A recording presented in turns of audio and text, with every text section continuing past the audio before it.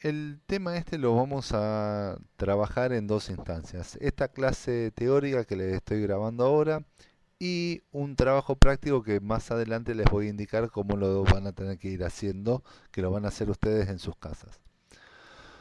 ¿Por qué es importante estudiar la cinética en química? Bueno, una reacción puede no darse por dos motivos. Por una, porque no tiene tendencia natural a ocurrir, o sea, no es una reacción espontánea, o porque si bien tienen tendencia a ocurrir, o sea, son espontáneas, son extremadamente lentas. Veamos un ejemplo. Hay reacciones que son espontáneas, pero que ocurren muy lento. Por ejemplo, cuando vimos los alótropos del carbono, habíamos observado que el carbono grafito es el alótropo más estable. O sea que todas las otras formas de carbono sólido tienen la tendencia natural de evolucionar hacia carbono grafito. Lo mismo, eso pasa por ejemplo con el carbono diamante. El carbono diamante es una forma menos estable y tiene la tendencia natural a transformarse en carbono grafito. Ahora, esto significa que yo tengo un anillo de diamante.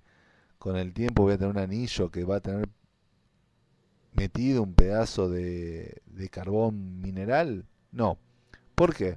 Porque si bien esta reacción es espontánea, la tendencia natural, la tendencia natural a que ocurra existe, pero el tiempo que demanda para que un pedazo de diamante se transforme en carbono grafito es a los tiempos de la vida de un ser humano o de la especie misma infinitamente largo. ¿Qué significa esto? Que el diamante no se transforma en carbono grafito por una cuestión cinética. Y así como ocurre esto, ocurren un montón de otras reacciones deseables y otras no deseables, en las cuales que se den o no se den, cursen o no cursen, dependen de las cuestiones cinéticas.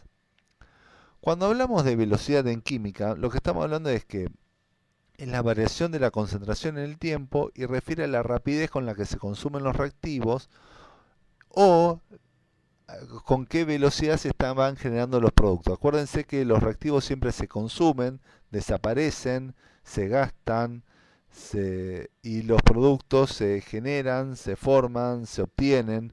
No se olviden que esos detalles para ir repasando algunas cuestiones del principio de la materia.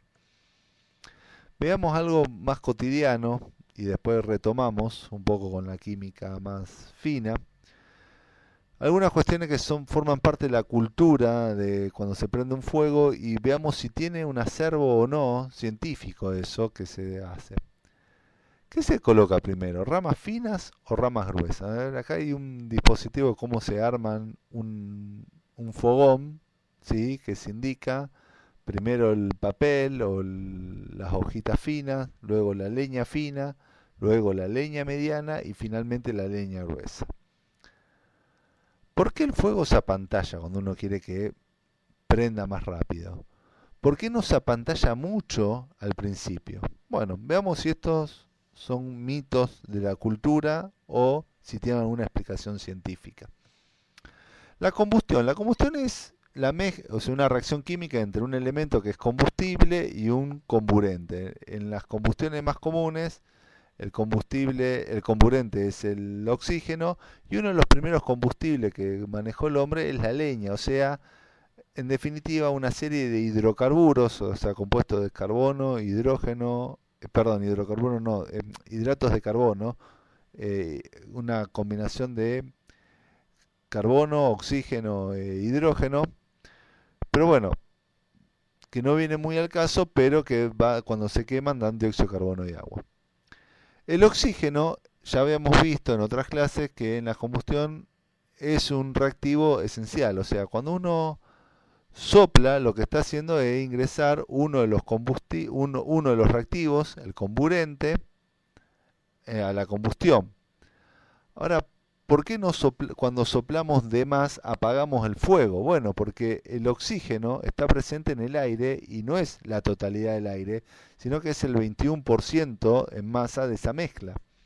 Cuando agregamos mucho aire, terminamos agregando dinitrógeno y otros gases en menor proporción que enfrían la llama. Cuando las llamas se enfrían, generalmente se terminan apagando, o sea, corta el inicio térmico de la combustión. O sea que ahora vemos que la presencia de oxígeno, o sea, la concentración del oxígeno en esta combustión hace que esa combustión vaya más rápida. Y otro elemento más, la temperatura. El tema de las ramitas finas o ramas gruesas es un poco más difícil de ver, pero que podemos verlo en este ejemplo.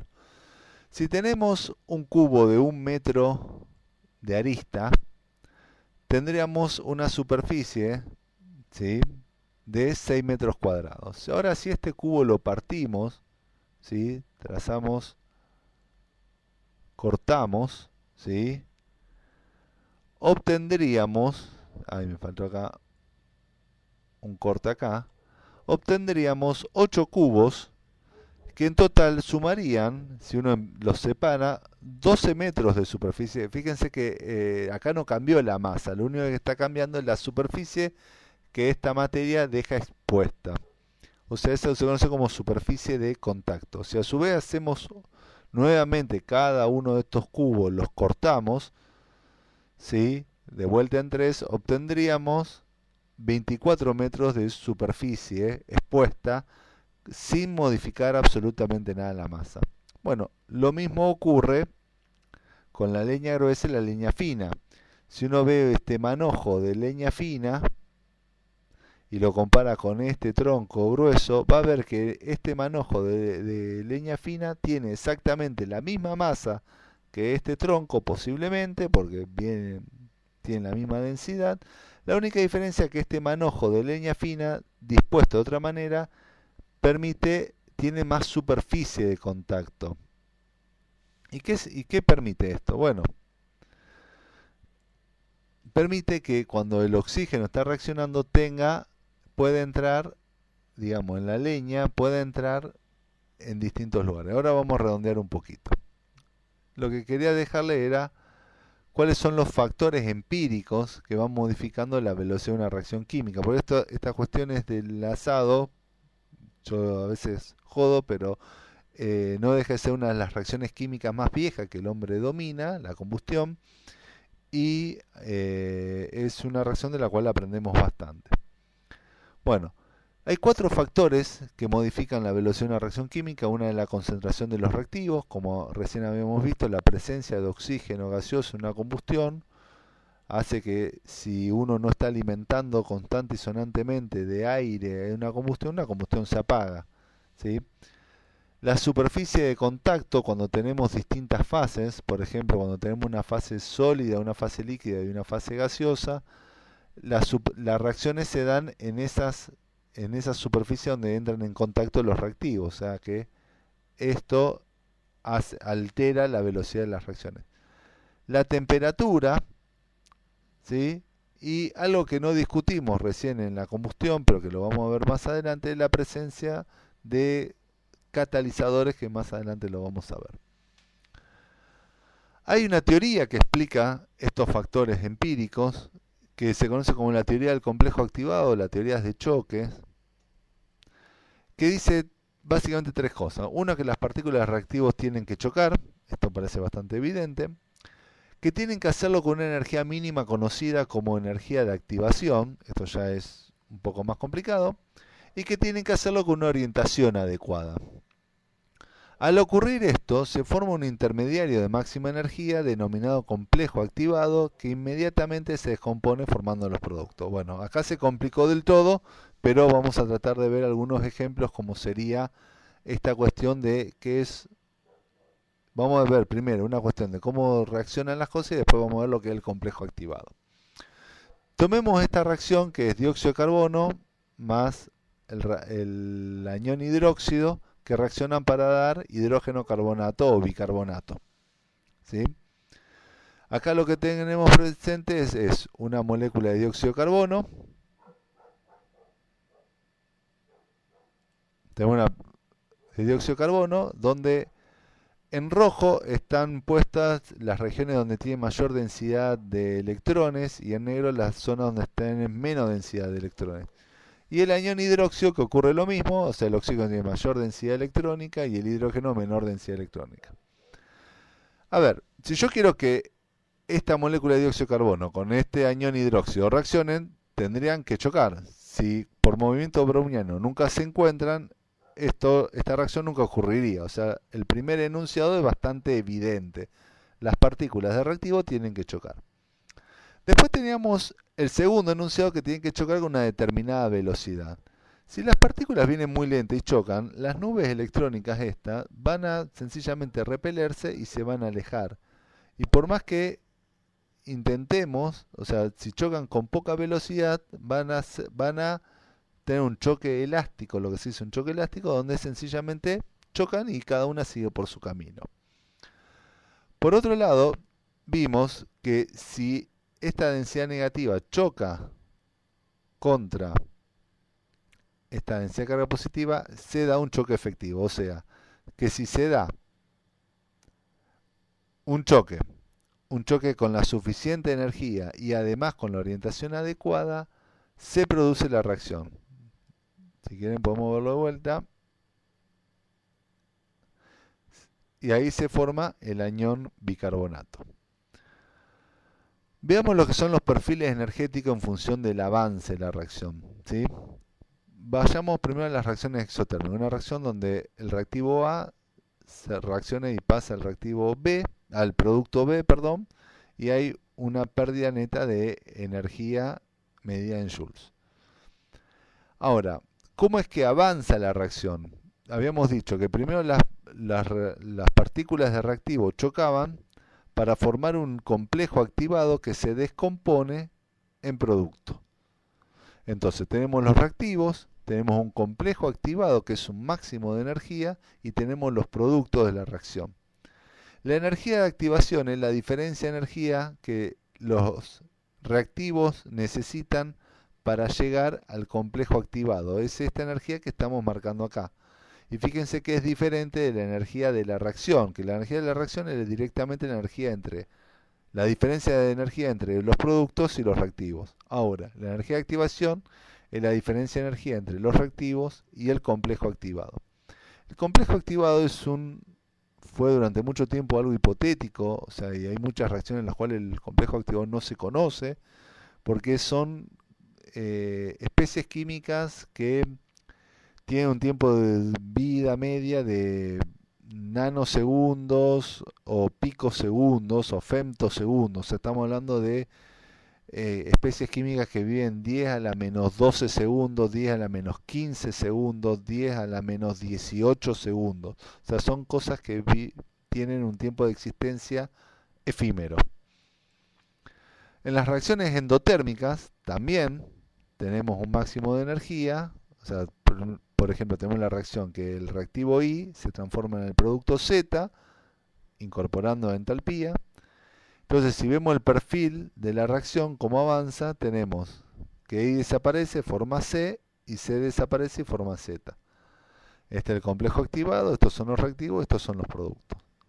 La energía de activación, fíjense que es la diferencia de energía entre reactivos y el complejo activado. Mientras que la energía de la reacción sigue siendo la diferencia de energía entre los productos y los reactivos. Si se fijan, acá tenemos el perfil de energía en función del avance de la reacción para una reacción exotérmica, donde tenemos el máximo de energía del complejo activado y después los productos, y para una reacción endotérmica, acá a la mano derecha, donde tenemos los reactivos que llegan a un máximo que el complejo activado y después el complejo activado descompone en producto. Veamos un ejemplo, les voy a traer un ejemplo de una reacción endotérmica porque es un ejemplo relativamente sencillo, cómo cursa esta reacción, a ver qué sería el complejo activado en una reacción, que es un intermediario. Bueno, cuando el yodo gaseoso reacciona con el hidrógeno gaseoso para formar yoduro de hidrógeno, la reacción cursa en una serie de etapas donde primero se separa el yodo se separa y luego cada átomo de yodo se une a la molécula de hidrógeno. Luego de que esto ocurre, se rompe el enlace hidrógeno-hidrógeno y se forman las dos moléculas de yoduro de hidrógeno. Si lo queremos ver en función del perfil, o sea, que queremos ver el perfil energético en función del avance de la reacción, podríamos poner, estos son los reactivos, lo que primero va a ocurrir es que se va a partir el yodo en dos átomos de yodo, luego se va a formar el complejo activado, Y luego ese complejo activado se va a descomponer en las dos moléculas de ioduro de hidrógeno.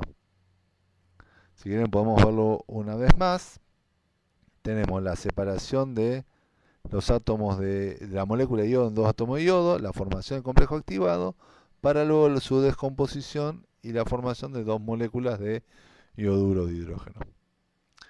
Bueno, vamos a los catalizadores. ¿Qué son los catalizadores? Esto generalmente genera una confusión porque los catalizadores no son reactivos, o sea, no se consumen en forma neta. No son productos, ¿qué significa? Que no se forman en forma neta. Son sustancias que intervienen en la reacción, pero más que nada ofreciendo un camino distinto para que la reacción curse con una energía de activación diferente. Vamos a un ejemplo genérico. Tenemos el perfil energético donde tenemos reactivos que van a complejo activado y luego van a ir a productos. Este es el complejo activado de la reacción, digamos, sin ningún otro intermediario. Un catalizador lo que hace es ofrecer un camino energético alternativo, o sea, forma un complejo activado diferente, donde, por ejemplo, si es un catalizador positivo, la diferencia de energía de activación va a ser menor y la reacción se va a acelerar. Mientras que si tenemos un catalizador negativo, tenemos que la energía de activación va a aumentar y la reacción se va a desacelerar. ¿Por qué decimos esto? Porque la energía de activación, o sea, ¿se acuerdan cuando habíamos dicho que las partículas reactivas tenían que chocar con determinada velocidad, con determinada energía? Bueno, mientras más rápido vayan las moléculas de reactivo, o sea, mientras más energía tengan al momento de chocar, más fácil que ese choque lleve las moléculas de reactivo hacia el complejo activado. Mientras más alto sea la energía del complejo activado, va a ser más difícil que a una misma temperatura esas partículas choquen con la misma y que formen el complejo activado. Entonces, ¿qué vamos a hacer? Podemos ver un ejemplo de esto en organismos vivos, que esto es crucial porque habíamos visto que la glucosa, por glucólisis daba ácido pirúvico y luego con el ciclo de Krebs nos daba dióxido de carbono y agua, que esto consumía oxígeno en la cadena transportadora de electrones y que esto no era otra cosa que una combustión. Ahora, una combustión, generalmente las combustiones requieren altas temperaturas porque requieren un inicio térmico relativamente elevado. Sin embargo, nosotros la llevamos adelante a 37 grados. ¿Por qué la podemos llevar adelante a 37 grados? Bueno, esos son gracias a las enzimas que son los catalizadores que permiten que estas reacciones que tienen energías de activación relativamente altas cursen por un camino energético diferente y que se lleven adelante a 37 grados y no a 120, 200, 400, 500 grados. Casi todas las reacciones químicas que suceden en un organismo vivo, ya sean anabólicas o catabólicas, están catalizadas por enzimas que son proteicas o ribonucleicas.